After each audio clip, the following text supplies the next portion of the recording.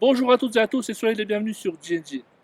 Aujourd'hui, je vais vous expliquer comment est-ce que je pratique le domaine du shooting portrait photo, d'accord? Donc pour ce portrait, il y a un matériel à avoir et je vous explique lequel c'est.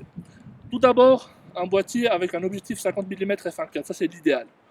Que le boîtier soit APC ou plein format, peu importe, il faut minimum qu'il soit APC pour vraiment avoir l'utilité du f1.4 en fait, pour qu'on puisse avoir le bokeh tout simplement.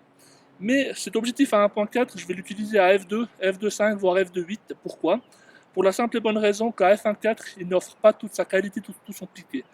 Donc je vous ai expliqué dans la vidéo sur la profondeur de champ, à 1.4, la distance de netteté est très très faible. Donc on risque d'avoir des erreurs. Donc je vais faire au début, je vais commencer avec du 2.5, 2, f1.4, etc. Mais f1.4 vraiment tout à la fin. Pour vraiment, voilà, pour le fun. Ensuite, il faut également s'équiper, idéalement, soit de flash, du strobisme, soit d'un réflecteur de ce genre-là. Alors, un conseil, ne le prenez pas aussi grand. Si vous n'avez pas d'assistant avec vous, parce que c'est impossible à travailler, donc d'une main, et vous êtes comme ça sans arrêt. Donc, évitez de le prendre avec une telle rentage, c'est un 33 cm. Prenez un 15, 14, plus petit possible. Ensuite, pour se faire cette vidéo, donc on va avoir Charlène qui va faire la modèle, en fait, qui a travaillé avec moi plusieurs fois. Donc vous pouvez voir son travail, enfin vous pouvez voir ses photos qui vont apparaître sur l'écran. Et ensuite, je vous explique comment je guide la modèle. Pour guider le modèle, c'est ma manière de faire. C'est pas forcément la manière idéale, mais c'est ma manière de travailler. Donc ça, c'est à vous de donner aussi votre avis ou comment est-ce que vous faites pour aider. Pour l'objectif, pas obligatoire d'avoir un 50 mm. Il faut avoir un objectif qui ouvre beaucoup, qui ouvre grand, et zoomer au maximum et ouvrir au maximum pour avoir la meilleure profondeur de champ. Sur ce, je vous prie de bien vouloir nous suivre pour apprendre comment guider le modèle. Alors nous voici donc devant la modèle, Charlène, bonjour. Bonjour. Voilà. Donc Charlène, je vous l'ai dit, elle a travaillé avec moi plusieurs fois. Vous pouvez voir donc les photos qui vont apparaître ici petit à petit. Alors, pour guider le modèle, simplement, je vais la laisser faire un peu tranquillement au début ce qu'elle veut faire. Pourquoi? Parce que ce qui est dur à entendre, c'est le... Voilà. Et ça, c'est très très difficile au début. Et pour s'adapter à ce bruit, eh bien, il faut simplement laisser la personne libre comme elle veut. Et après, on peut commencer à lui donner des petites indications. Ma manière de faire, c'est de laisser toujours la modèle faire un petit peu ce qu'elle veut, toujours être libre de ses mouvements.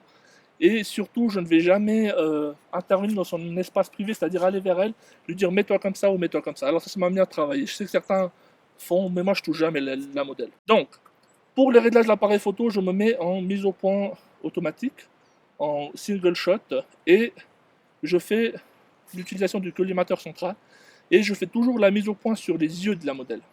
Alors sur un œil, donc ne faites pas au milieu du nez si vous allez avoir tout le reste qui est flou. Donc ça, c'est vraiment la chose la plus difficile, c'est de faire une bonne mise au point. Ensuite, je vais me servir du réflecteur. Alors, je vais avoir besoin d'un assistant les autres fois, mais cette fois-ci, je me débrouille. Donc, en fait, je tiens le réflecteur de façon à éclairer au maximum le visage de la modèle. Donc, je m'approche un petit peu. Et donc là, j'éclaire, vous voyez, un petit peu le visage du modèle. Si la modèle est éblouie par le réflecteur, ben simplement, elle peut fermer les yeux, on fait 1, 2, 3, et elle ouvre au moment où il faut prendre la photo. On va commencer donc tranquillement. Et à l'aise, tu fais ce que tu veux. Oui. Tu mets tes mains comme tu veux. Et puis moi je joue.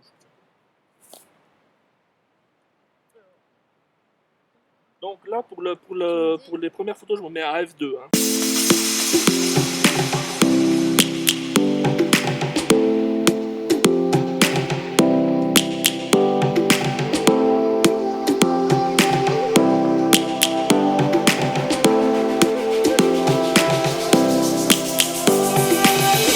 Lions roaring in the morning sun, searching for a longer day. People feeling like the light has just come. We must never stop the way. Birds chirping and I hear my name, grasping into life. Life is happy but it's so insane. We must merely take a stride.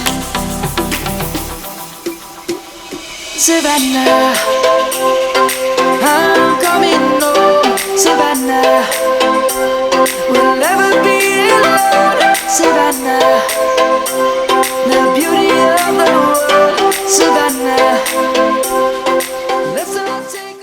Voilà. Donc merci d'avoir regardé jusqu'à maintenant. Donc ça c'était la première partie où je vous montre un petit peu le travail que je fais en amont, c'est-à-dire le travail que je fais lors du shooting. Et la semaine prochaine, donc on se retrouve directement devant l'ordinateur, où là je vais vous montrer donc en fait comment je fais le post-traitement des images que vous allez voir vont se faire assez rapidement. Je vais faire une rapide méthode, c'est-à-dire je vais simplement vous montrer au fur et à mesure les étapes que j'ai traitées. Enfin, vous allez voir, ça va être un peu plus rapide que d'habitude. C'est une nouvelle manière de faire sur TNG. Et sur ce, je vous souhaite à la semaine prochaine. Ciao, bye bye.